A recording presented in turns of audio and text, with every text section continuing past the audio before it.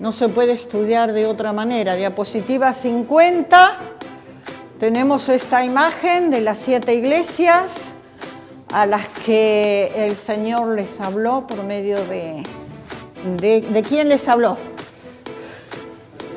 De Juan, ¿verdad? De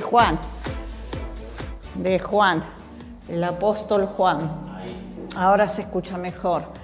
Y seguimos las 7 iglesias de Apocalipsis: Sardis, Tiatira, Pérgamo, Filadelfia, Esmirna, Éfeso. Bueno, vamos a seguir, mejor dicho, con el versículo 12 y 13. Pasa la siguiente, por favor. 12 y 13, que ahí nos habíamos quedado. Os recuerdo que todo lo que está en rojo son los versículos bíblicos, copia literal de la palabra de Dios, Reina Valera del 60. Lo demás son comentarios. Dice Jesús en medio, la visión de Jesús por parte de Juan. Versículo 12 y 13, Jesús en medio de los candeleros, la imagen que habíamos visto anteriormente. Dice, y me volví, Juan, para ver la voz que hablaba conmigo, y vuelto vi 7 candeleros de oro, y en medio de los 7 candeleros a uno semejante al Hijo del Hombre, Jesús, vestido de una ropa que llegaba hasta los pies y ceñido por el pecho con un cinto de oro.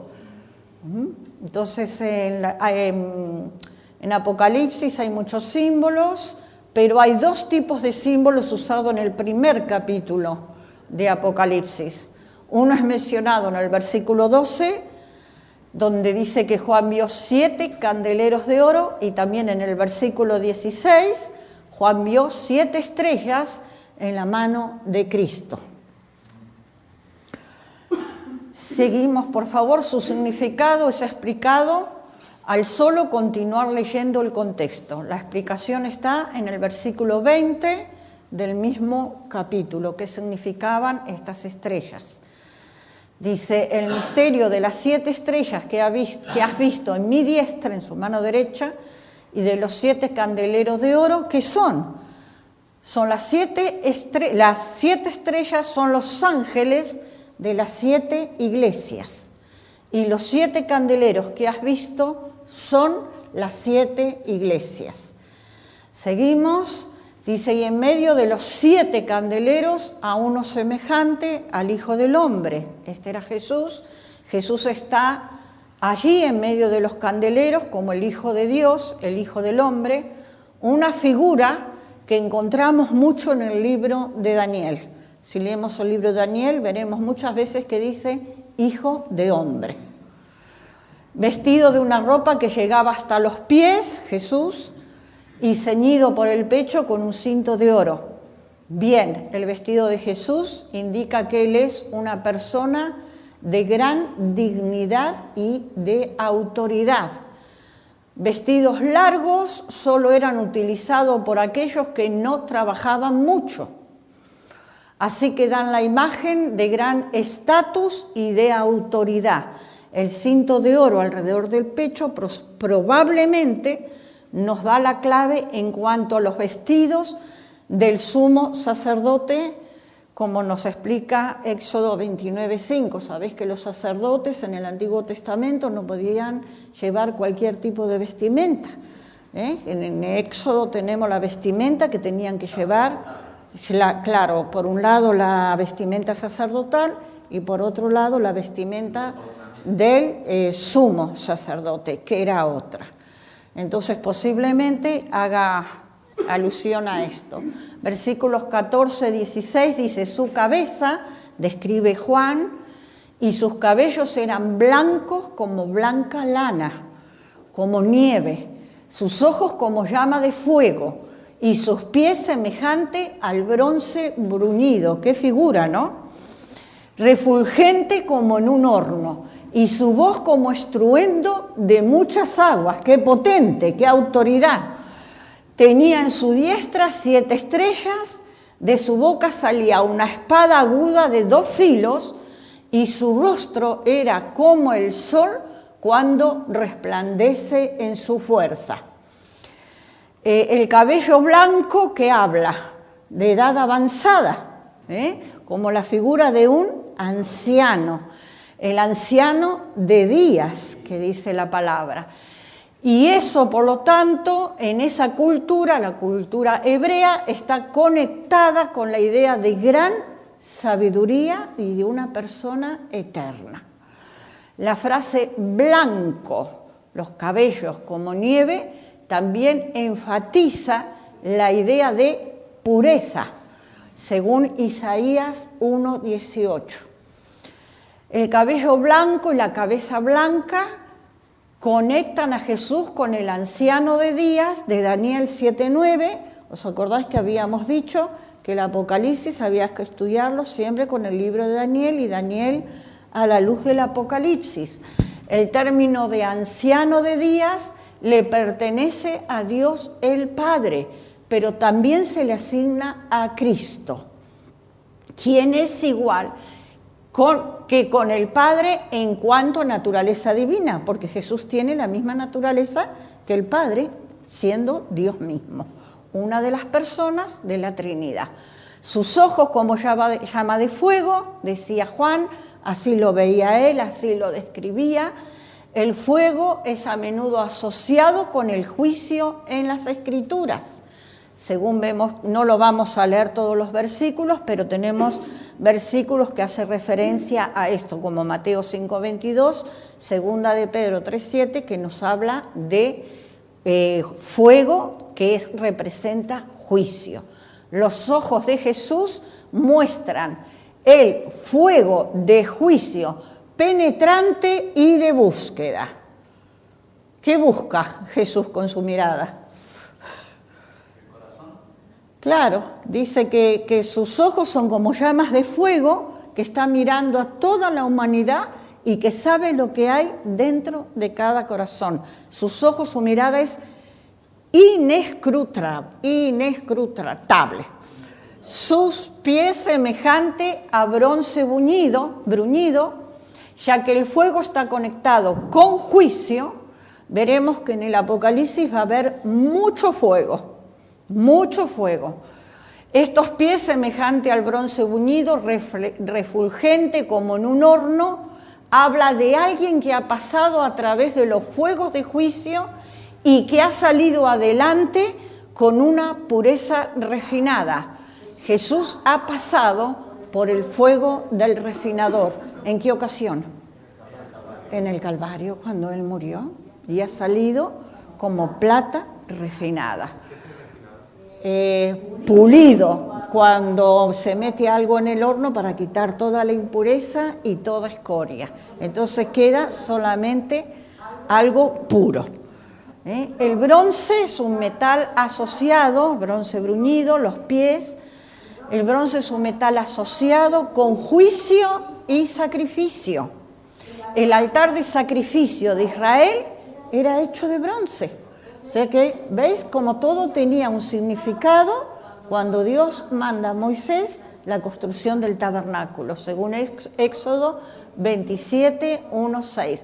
Si en las fiestas judías, que los hemos estudiado, hemos descubierto que eran proféticas, que se cumplían en la persona de Jesucristo, en estos metales también encontramos que había un sentido, porque es una relación entre Jesús y entre el templo del Antiguo Testamento o el tabernáculo. Era llamado el altar de bronce. El bronce también es un metal fuerte, el más fuerte conocido para el mundo antiguo. Por lo tanto, pies semejante al bronce bruñido son un emblema de su estabilidad y permanencia. La estabilidad y permanencia de Jesucristo, que como hemos visto, era el principio y el último, el alfa y la omega. Siendo el bronce considerado el más duradero de todas las sustancias o compuestos metálicos. Les voy adelantando que en este estudio, ahora quizás no, pero un poquito más adelante, yo he puesto distintos comentarios de distintos teólogos también y he dado también los nombres.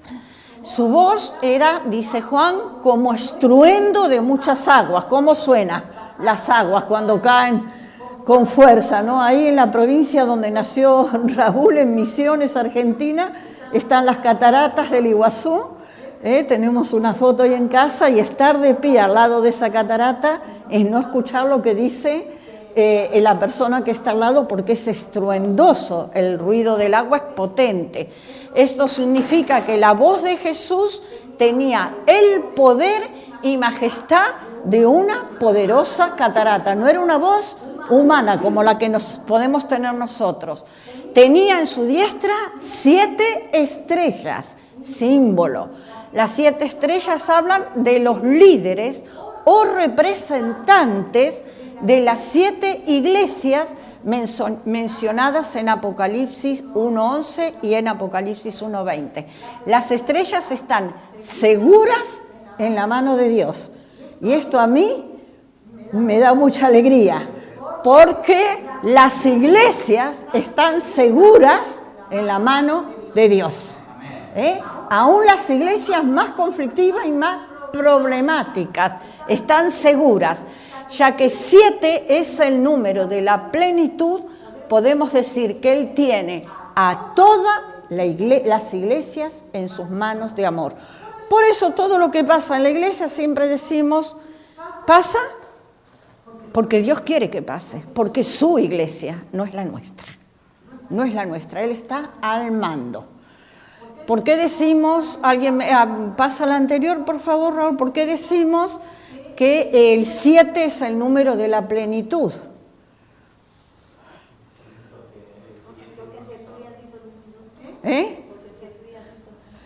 También. Seba, ¿qué decías?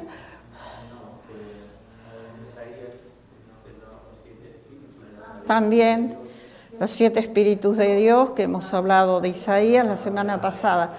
Pero la creación, los 7 días de la semana, las 7 fiestas judías, Dios cuando tenía un plan, hemos visto cuando hemos estudiado los jubileos, que en la Biblia hay mucha matemática, hay mucho número y hay que entenderlo. ¿Y cuál es el número de la bestia, según Apocalipsis? El 666, es número de hombre, el número de bestia. El número perfecto de Dios es el 7. Entonces, en las cosas importantes, significativas, la creación de Dios en 7 días, los 7 espíritus, cuando Dios quiso hacer algo muy, muy específico y con detalle, emplea el número 7. Es el número divino por excelencia. Las 7 estrellas, los 7 candeleros, y vamos a ver más 7 también. Esto lo hemos visto. De su boca salía una espada aguda de 2 filos. ¿Qué será la espada? La palabra de Dios, ¿no? Esta es una espada pesada, utilizada para matar y destruir. Porque ¿qué va a pasar en el Apocalipsis cuando la iglesia sea arrebatada? Viene juicio, destrucción y muerte. Algunas veces el Nuevo Testamento habla de una espada más pequeña, táctica, conocida en el antiguo lenguaje griego como la machaira. Esa es la palabra en griego, una machaira, una espada pequeñita. Hebreos 4:12 utiliza el término para esta espada más pequeña y precisa. La idea de que salga de su boca no es que Jesús lleve una espada entre sus dientes, no es eso, no le sale una espada de la boca a Jesús. La idea es que esta espada es su espada. Su arma es la palabra de Dios y nuestra arma es la palabra de Dios, como pone Efesios 6:17, espada aguda de doble filo. Bien, seguimos. Dímelo tú.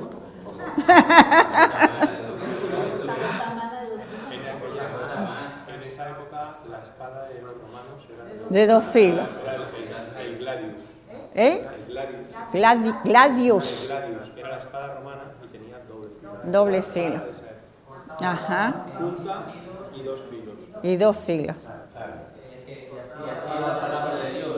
Así es la palabra de Dios.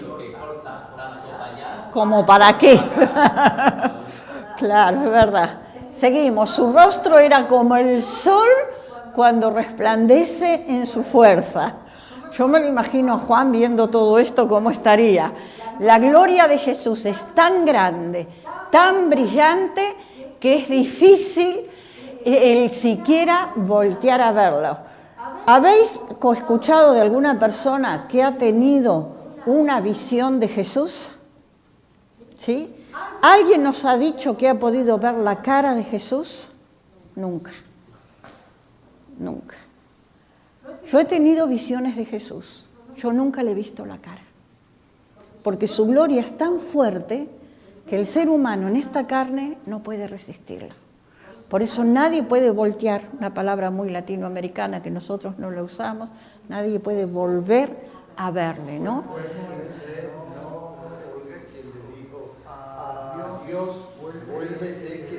Sí. Pon tu cara entre la peña para que no la viera y muriera. Jesús tiene la misma gloria que su transfiguración, cuando su rostro brilló como el sol, según Mateo 17:2, que dice, se transfiguró delante de ellos y resplandeció su rostro como el sol delante de los 3 discípulos, y sus vestidos se hicieron blancos como la luz. Qué hermoso. Esos versículos se me han colado, no tendrían que estar ahí. Vamos a los versículos 17 y 18. ¿Cuál es la reacción de Juan al tener esta visión de Jesús en la isla de Patmos y la seguridad de Jesús? Dice Juan, cuando le vi, ¿qué pasó? Cayó como muerto, no es que se murió, Juan no se murió, cayó como muerto, como un desmayo, como un desvanecimiento. Pero Jesús puso su diestra sobre mí, diciéndome, no temas, yo soy el primero y el último, y el que vivo y estuvo muerto. Jesús estuvo muerto, mas he aquí que vivo por los siglos de los siglos. Amén. Es eterno como lo es su Padre, y tengo las llaves de la muerte y del Hades. Qué autoridad que tiene. Juan fue impactado por esta asombrosa visión, aun cuando él era un apóstol, el cual conoció a Jesús en esta tierra. Sí, Juan lo había conocido. Juan caminaba al lado de Jesús, Juan comía con Jesús, Juan estuvo en todo, cuando Jesús venía, salía, hacía milagros. Sin embargo, él se impactó y cayó como muerto, ¿no? Aún con los 3 años que Juan pasó con Jesús en esta tierra, no le preparó para ver a Jesús en su gloria celestial. Qué hermoso va a ser cuando nosotros lleguemos allí y le veamos a Jesús como Él es, ¿no? Aquel himno tan antiguo, que no me acuerdo cómo empieza, pero que dice, cara a cara espero verle. Y no me acuerdo cómo sigue, pero es un himno antiguo,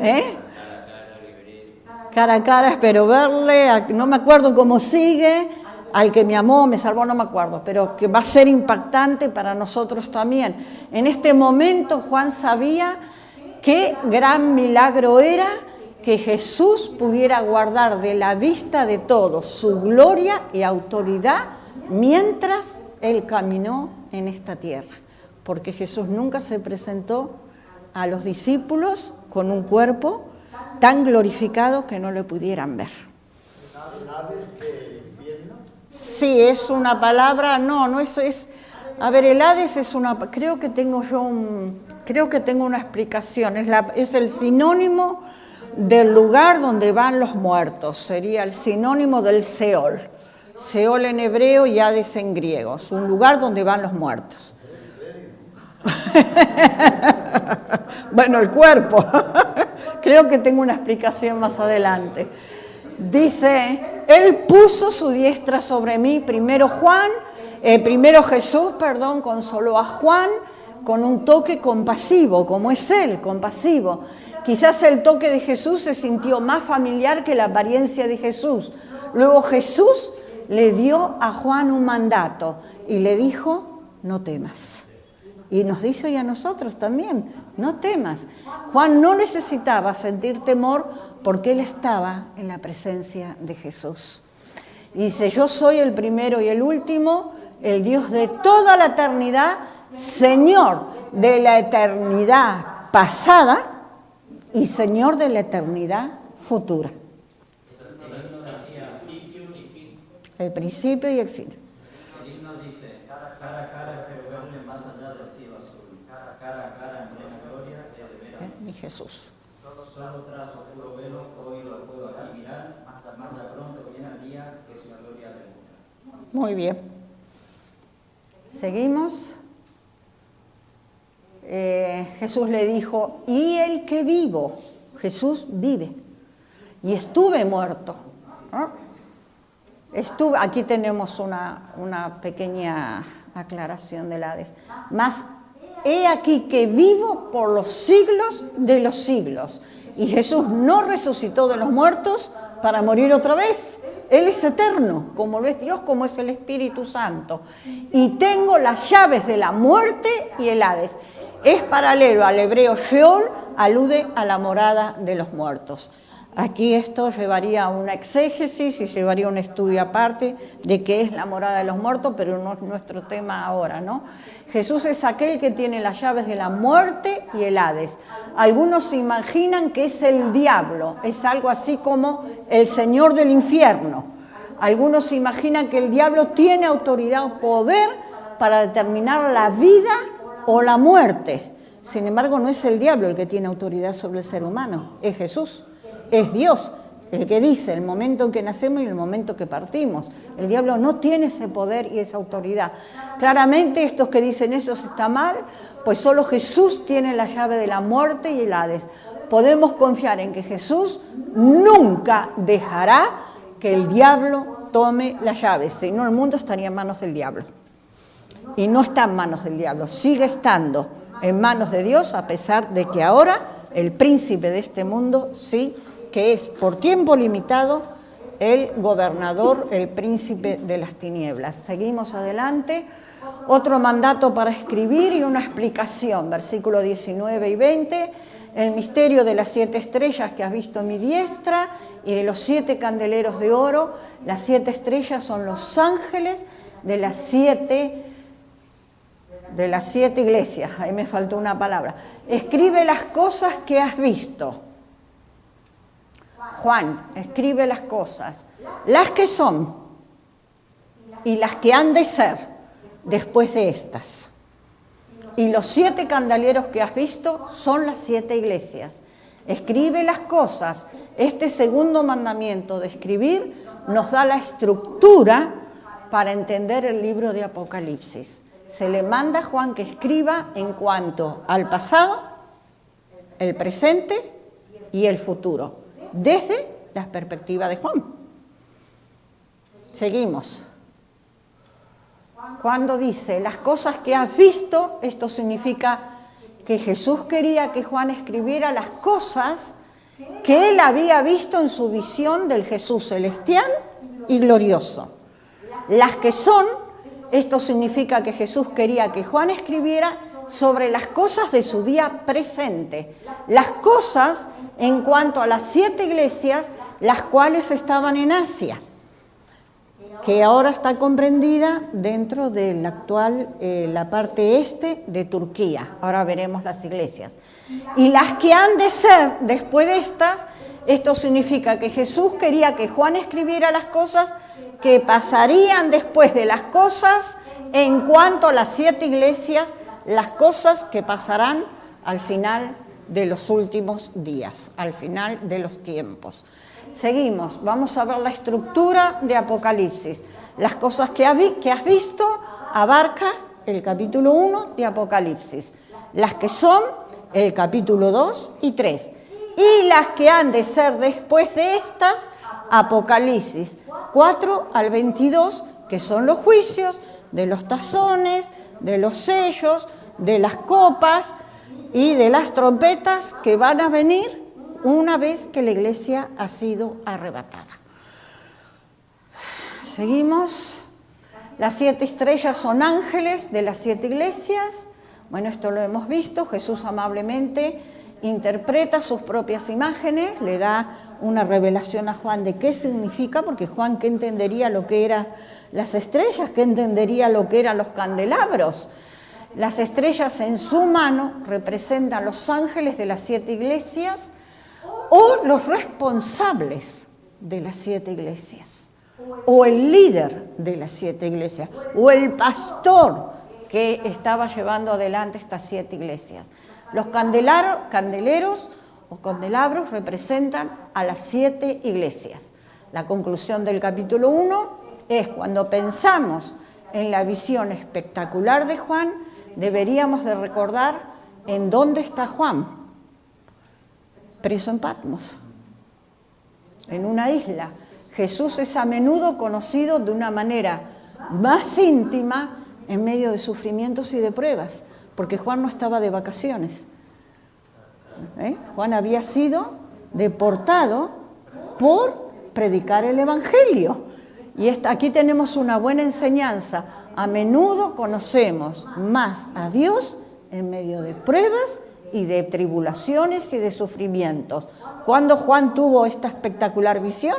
En medio de un destierro, en medio de una prueba y de una tribulación.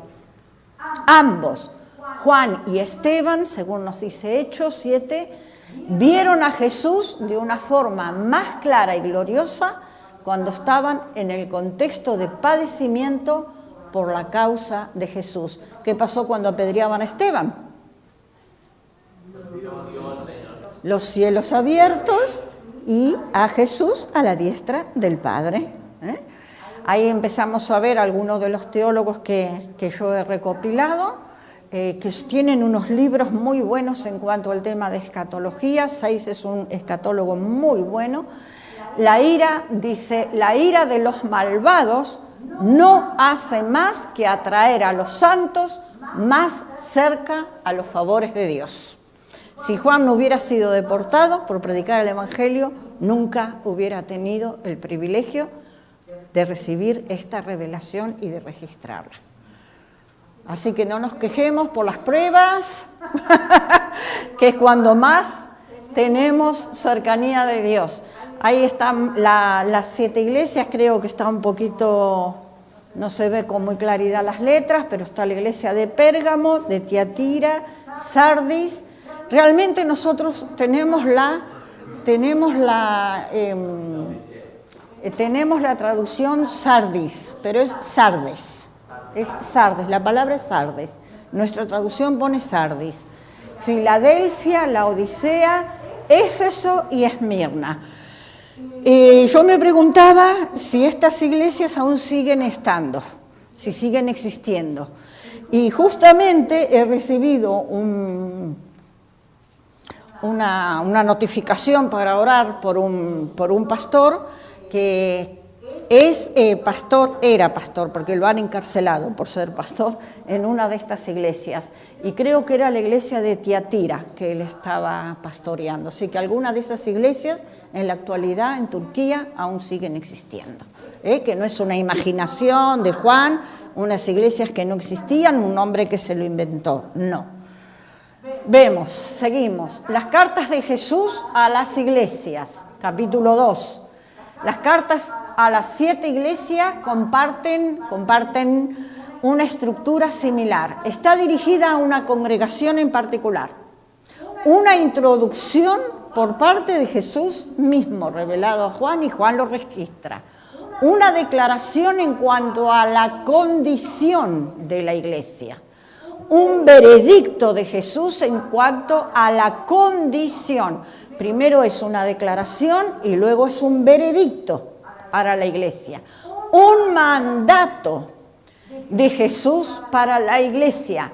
Una exhortación general para todos los cristianos, no solamente para esa iglesia, y tienen todos una promesa de recompensa. Recordemos que, sigue por favor, cada iglesia de estas 7 iglesias representa por sus características una etapa de la historia de la iglesia de Jesucristo. Desde que Jesús fundó la primera iglesia hasta que venga el arrebatamiento. Rapto no figura la palabra en la iglesia, en la Biblia. Son distintos periodos que la iglesia, cómo se ha comportado la iglesia a través de todo este tiempo. Eso queda claro porque si no nos va a costar entenderlo. Lo que sigue, seguimos. La carta de Jesús para la iglesia de Éfeso. ¿Cuál era el carácter de la iglesia de Éfeso? Escribe al ángel de la iglesia en Éfeso lo que Jesús le está diciendo a Juan, escribe al líder, escribe al pastor, escribe al responsable de la iglesia de Éfeso. Dice al ángel, este ángel puede ser el pastor de la iglesia de Éfeso o un ser angelical que está viendo las obras de la iglesia en Éfeso. De alguna manera este ángel representa a esta iglesia, pero la carta no es escrita al representante. O sea, que la advertencia, el elogio, no va exclusivamente para la persona que está llevando la iglesia adelante, sino para toda la iglesia. Toda la iglesia. Éfeso era una ciudad famosa en el mundo antiguo, con una iglesia que compartía la misma fama, no solamente la ciudad, sino que la iglesia era famosa. Éfeso era la ciudad donde Pablo ministró por 3 años, según Hechos 19, Hechos 10, Hechos 20. Es la ciudad en donde Aquila y Priscila con Apolos ministraban, lo hemos leído en Hechos 18. Era la ciudad en donde el asociado cercano de Pablo, que era Timoteo, ministraba. Aquí pone el asociado, bueno, el hijo espiritual de Pablo, ministraba, según primera de Timoteo 1:3. Y de acuerdo con las tradiciones históricas fuertes y consistentes de la iglesia, el mismo apóstol Juan ministró. O sea, que era una iglesia, Éfeso, que Juan la conocía personalmente. También era conocida a nivel mundial por ser el centro religioso, cultural y económico de la región. Éfeso tenía el notable templo de Diana. ¿Os acordáis la Diana? Diana de los Efesios, que era una diosa de la fertilidad adorada como sexo inmoral. Este tremendo templo para Diana en Éfeso era tenido como una de las 7 maravillas del antiguo mundo. Era soportado por 127 pilares, cada pilar con 60 pies de altura, y estaba adornado con grandes esculturas. Seguimos. Estas son las ruinas del templo de Diana en la actualidad, que está en Turquía. Se puede visitar. ¿Alguno lo ha visto? Son las ruinas, claro. Seguimos. Me gustaría conocer, la verdad que me gustaría conocer esto. El versículo 1b, Jesús se describe a sí mismo a la iglesia de Éfeso. Dice, el que tiene las 7 estrellas en su diestra, el que anda en medio de los 7 candeleros, el que anda en medio de las 7 iglesias, el que anda en medio de los 7 candeleros de oro, dice esto. ¿Qué le dice a la iglesia de Éfeso? Según el versículo 3, le dice, yo conozco tus obras y tu arduo trabajo y paciencia, y que no puedes soportar a los malos, y has probado a los que se dicen ser apóstoles y no lo son. Y los has hallado mentirosos, y has sufrido, y has tenido paciencia, y has trabajado arduamente por amor de mi nombre, y no has desmayado. Seguimos, eso es lo que le dijo Jesús. Seguimos. Jesús mira a la iglesia de Éfeso y él sabe lo que está sucediendo. ¿Será que Jesús sabe lo que está sucediendo en esta iglesia? Claro, lo sabe, indudablemente. No es un misterio para él. Puede haber pecado, o corrupción escondida en una congregación, pero esto no está oculto para Jesús, Él lo sabe todo. Él nos diría lo mismo de hoy, en el día de hoy, a ambos, a individuos, a congregaciones. Yo conozco tus obras. Él sabe cuáles son nuestras obras. Tus obras, tu arduo trabajo, tu paciencia. Sabe Jesús lo que esta iglesia está haciendo, lo que está haciendo bien. Ellos trabajan duro para el Señor y ellos tienen una paciencia piadosa, la iglesia de Éfeso. La paciencia es la gran y antigua palabra griega de upomone, que significa tener una paciencia firme, no perder nunca la paciencia. En este sentido, la iglesia de Éfeso era una roca sólida. Seguimos. Y dice Jesús, no puede soportar a los malos. La iglesia de los Efesios también perseguía la doctrina pura, una doctrina sana. Pablo advirtió a los Efesios en Hechos 20, 29, 31, porque yo sé que después de mi partida entrarán en medio de vosotros lobos rapaces que no perdonarán al rebaño.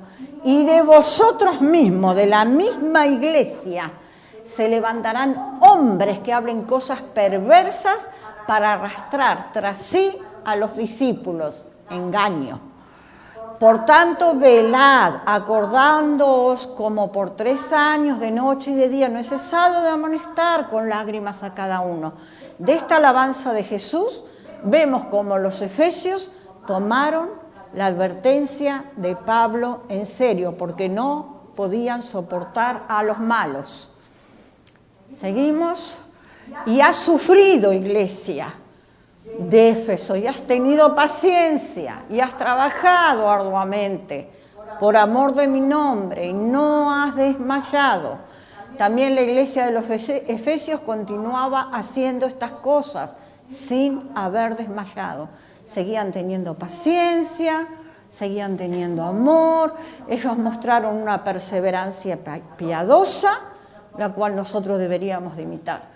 Por todas las apariencias externas, esta era una iglesia sólida, la cual trabajaba duro, tenía un gran alcance y protegía la integridad del Evangelio.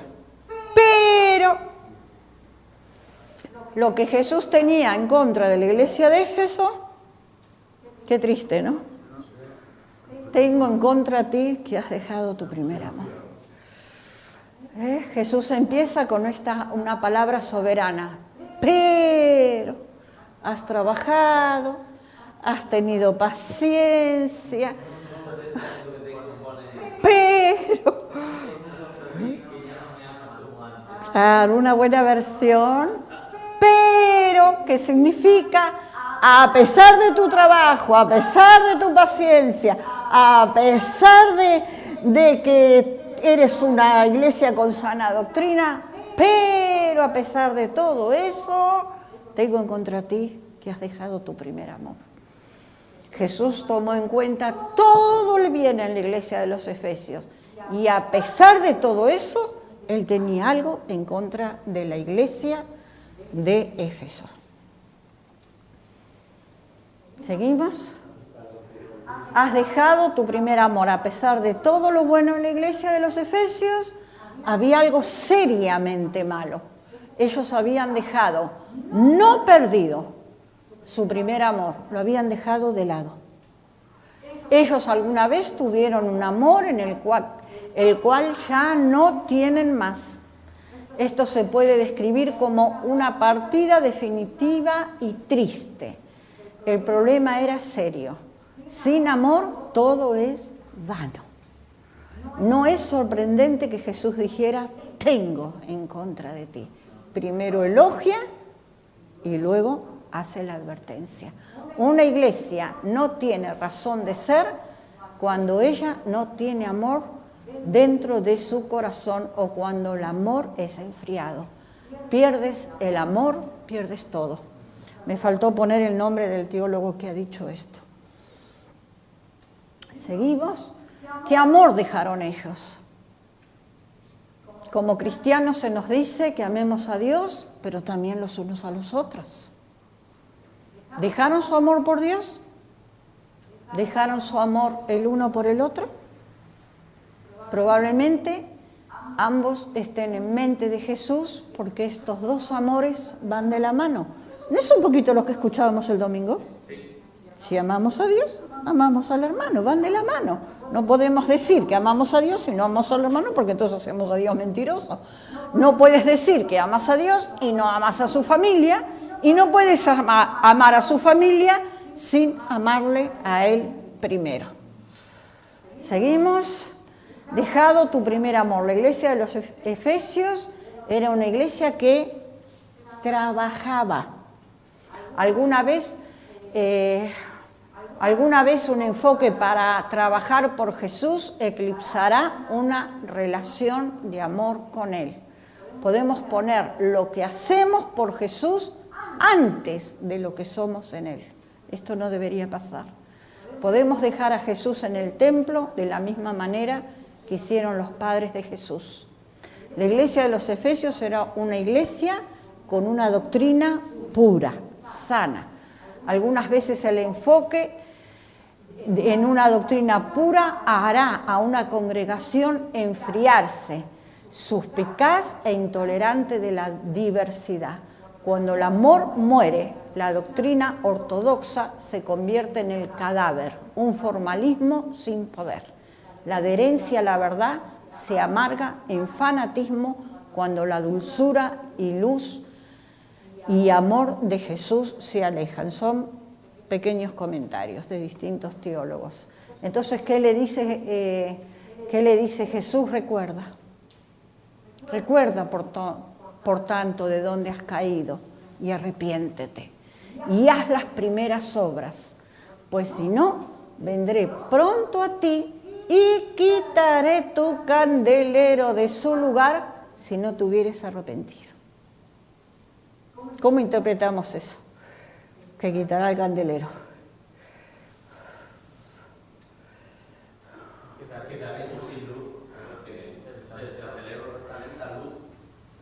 Si el candelero representa a la iglesia y Jesús quita el candelero,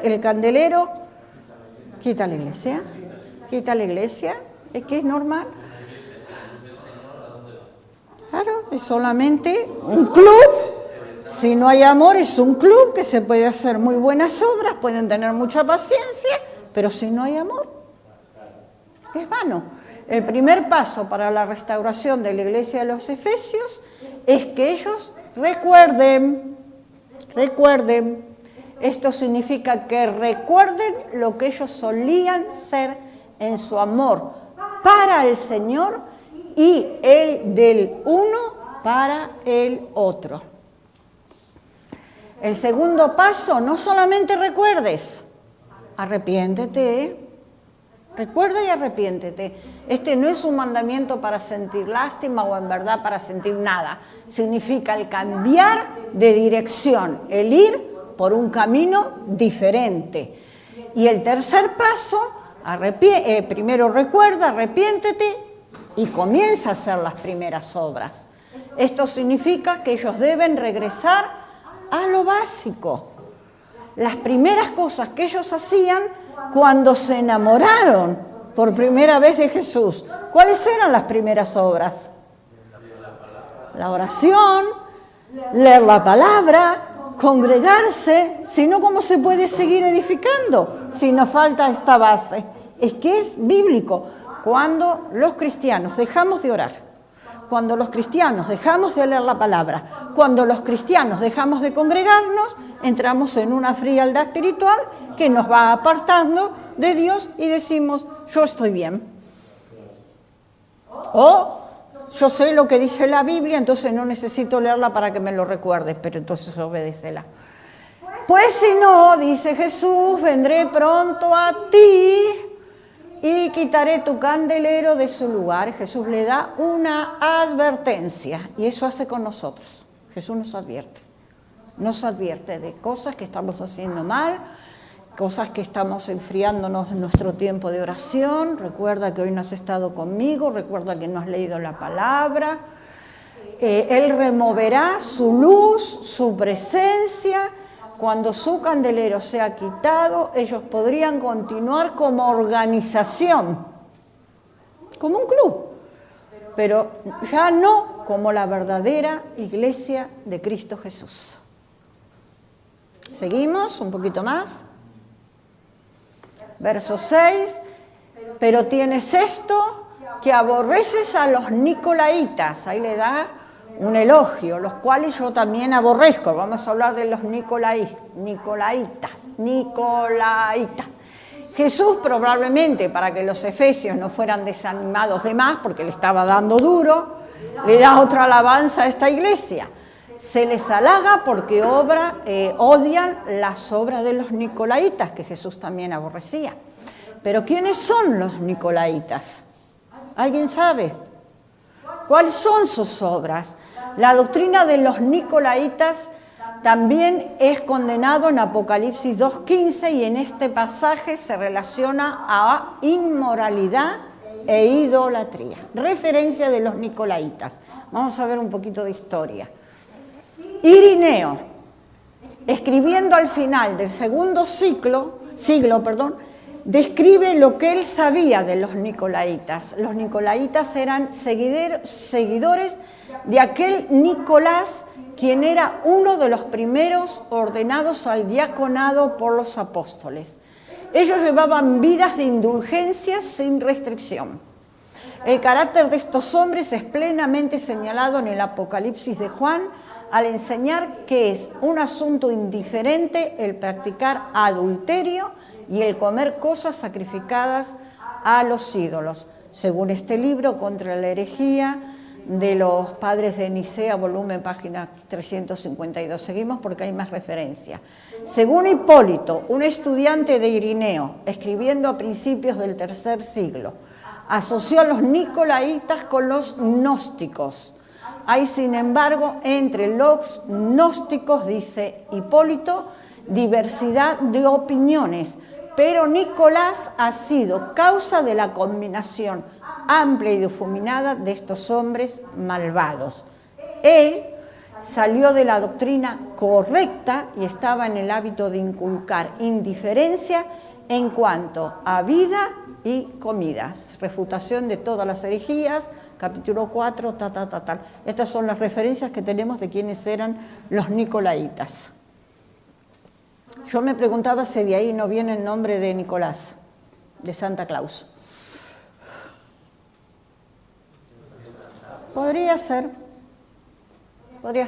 una exhortación general a todos los que le oigan. El que tiene oído, oiga lo que el Espíritu dice a las iglesias, no solamente a la iglesia de Éfeso. El que tiene oído, esto califica para todos, o al menos a todos los que escuchen. Esta carta no fue escrita solamente a la iglesia de Éfeso del día del apóstol Juan. Está escrita para nosotros y para todos los cristianos a través de todos los siglos. Viene una promesa de recompensa al que venciere, dice Jesús, le daré de comer del árbol de la vida, el cual está en medio del paraíso de Dios. Jesús hizo esta promesa al que venciere. Pero, ¿qué es lo que vence este vencedor? ¿Qué tiene que vencer? Usualmente pensamos en vencer en términos dramáticos, en vencer al pecado y guerras espirituales, pero al parecer Jesús está aquí hablando de vencer la frialdad de sus corazones y la falta de amor marcada por alejarse del primer amor.